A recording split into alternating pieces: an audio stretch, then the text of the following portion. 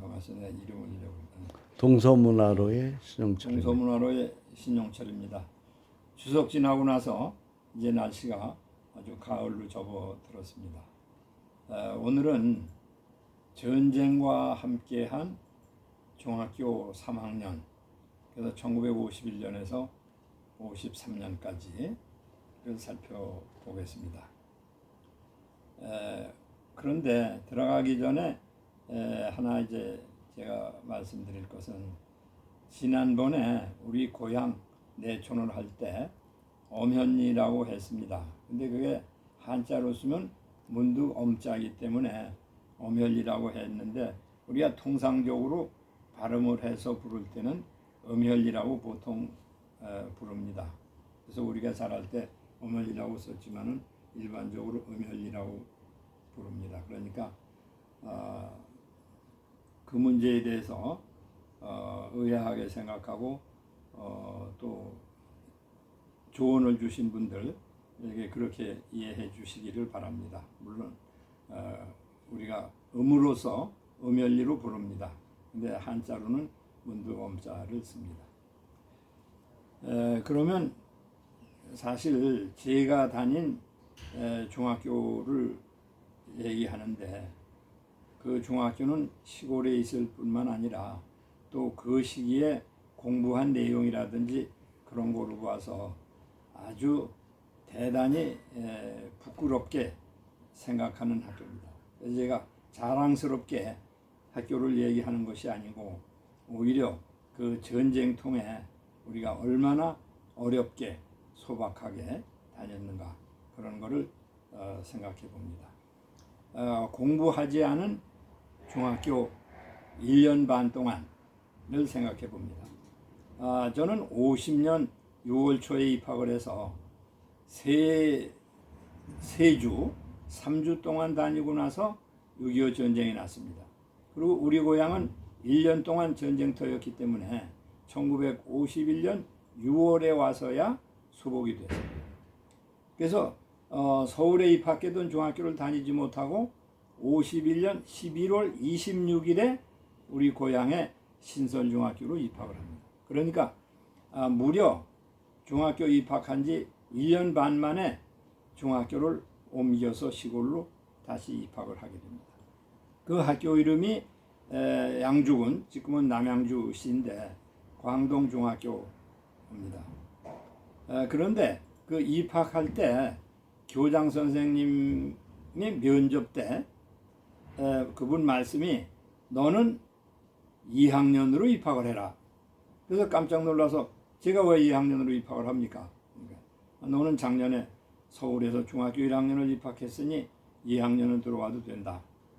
저는 안 됩니다. 전 공부를 안 했기 때문에 1학년으로 들어와야 됩니다. 이놈아, 너만 공부를 안 했는가? 대한민국 사람이 다 안 했지. 그래도 저는 공부를 안 해서 1학년으로 들어갑니다. 교장 선생님의 강력한 권유를 뿌리치고 사실은 2학년으로 가라는 걸 1학년으로 들어갔습니다. 1학년으로 들어가서 3개월을 지나니까 2학년이 됐습니다. 교장 선생님대로 말씀대로 2학년에 들어갔다면 3개월 지나고 3학년 졸업반이 될 뻔했습니다. 학교는 전쟁으로 불타버렸기 때문에 건물이 아무것도 없습니다. 학교토가 아닌 다른 시내에 나가서 그 시내에다가 그 방을 얻어가지고 학교라고 합니다. 그냥 학교도 아닙니다. 여기저기 방을 얻어서 하는데, 여기 제가 가지고 있는 이제 그 사진이 있습니다. 여기 보시는 이 사진이 2개가 있는데, 아래 사진은 지금 진접읍에 있는 지금은 뭐 몇십 층의 빌딩들이 꽉 차 있습니다만은, 그 당시는 유일한 하나밖에 없는 2층집, 그것이 교무실이었고, 그리고 그 위에 있는 이상한 그 음식점입니다. 그 음식점 오른쪽 사랑방이 우리가 공부하는 중학교 1학년 방이었습니다. 그러니까 참 생각하면 어처구니가 이제 없는 거죠. 그런데 그 음식점에는 불을 많이 떼서 뜨거워서 앉아 있을 수가 없고 꼭 끼워 앉아서 앉아 있을 수가 없는데 어떤 때는 장날 손님을 받아야 되는데 학생이 있으니까 와서 내쫓아서 그냥 가방을 들고 그대로 거리로 나와서 떨기도 하고 그런 적도 있습니다. 그 다음에 한 달이 지나서 우리는 학교를 옮겼습니다.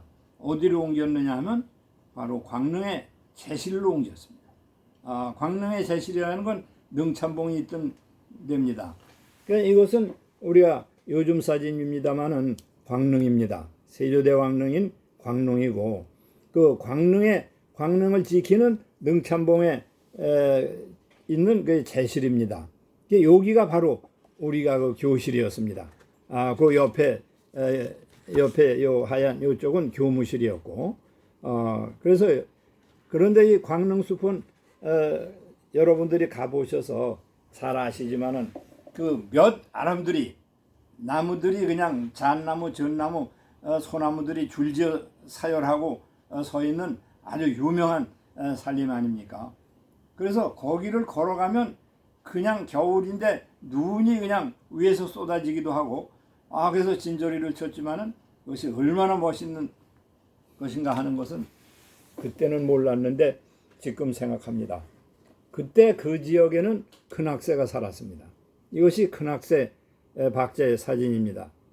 지금은 광릉의 큰학새라고 하는 게 어디로 갔는지 없어졌습니다. 그러나 우리가 큰학새의 고향이라고 큰학새의 마을이라고 하던 그 이제 광릉이었습니다. 그래서 우리는 다행스럽게도 그 전쟁통에 밀림 울창한 숲속에서 4, 5년을 보냈다는 것이 참으로 행복했다 그런 생각을 합니다. 그때는 교과서를 인쇄할 수 있는 능력이 없습니다. 심한 전쟁 중이었기 때문에.